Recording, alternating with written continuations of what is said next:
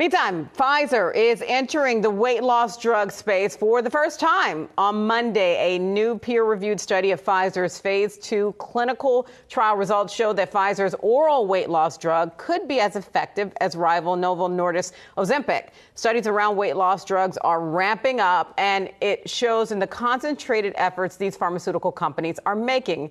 We have here with us Yahoo Finance's Anjalee Khemlani to tell us more. Anj? That's right, guys. So listen, we know, of course, there's been a lot of discussion around weight loss drugs, and in particular, the type 2 drugs that are being used for weight loss in eligible patients. But what's really happening now is this focus on the weight loss part and obesity really ramping up. You're seeing the dovetailing of interest, including those who have been advocating for recognizing obesity as a chronic disease for quite some time, as well as now this new generation of what is known as GLP-1s. And they've been around for some time, but this new generation is really what has caused a lot of interest. So let's take a look at what we have on the market right now. We know that there's, of course, the Eli Lilly, we've got Novo Nordisk, and we've also got Mounjaro. And we've got now these oral versions, because those are all injectable. So Novo Nordisk with its phase 3 trial, that's the leader in this area. Pfizer, like you just talked about, in phase 2. And Eli Lilly just starting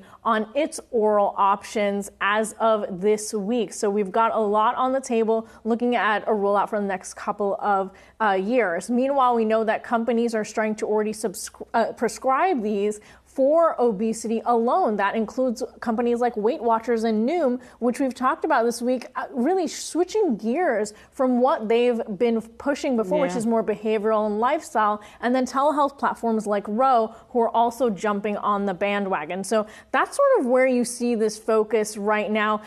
It's something that is really of concern. We've seen how insurance companies have been pushing back on coverage, and there's a reason behind that. So I got a chance to talk to Found CEO Sarah Simmer, and she had this to say about this. In discussions with employers, she said they're seeing Ozempic go from not even the top 20 of drug costs to literally number 1 within 6 months' time. One employer said that Ozempic prescriptions had increased 400% year on year. Now, that's clearly not type 2 diabetes patients jumping up 400% year on year.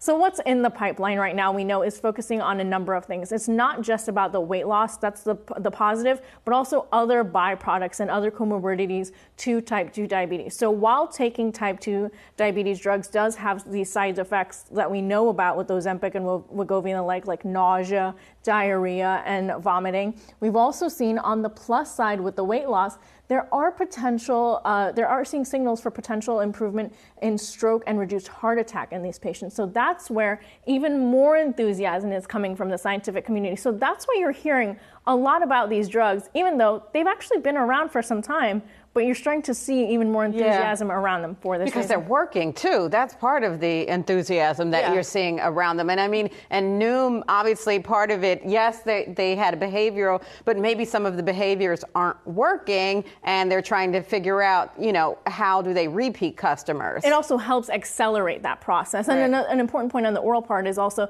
to help diabetics move away from needles. We know that's like a really big push in the type 2 diabetes community. Just a couple, I have so many questions, but just a couple of things to mention. You talked about the platforms that are now using these. The ones that don't seem to be, like a Hims and Hers, actually has recently been seeing its stock drop. It's up today, but like for the week, it's been seeing some rockiness there. I also want to ask you about supply, though, because that has also been a big issue here for the people that need this stuff, not for weight loss, but for diabetes.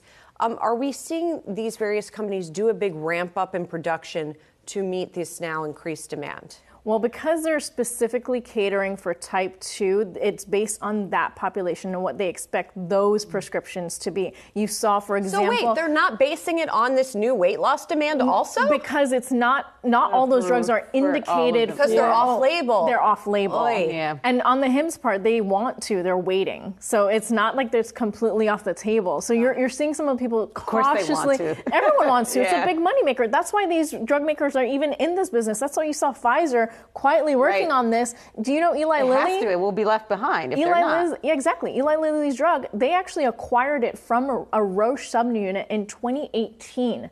That oral version that they're developing is from 2018. So this has been in the works for quite some time. It's been developing as a hot area. I think COVID just kind of put it to the side for some time. I just can't help wondering how all of this could backfire. I mean, maybe that's my own bias showing, but like I think of the diet pills of the past, and they never. I do remember that. Long-term.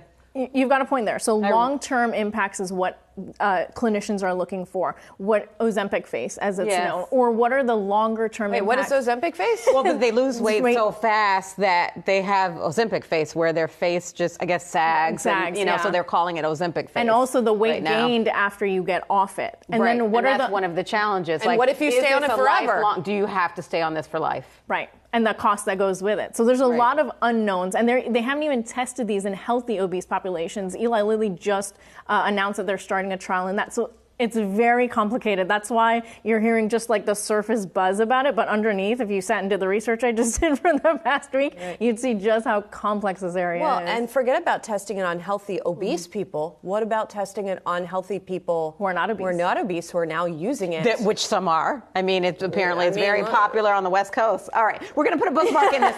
We can have a whole segment on this. Anj, thank you so much.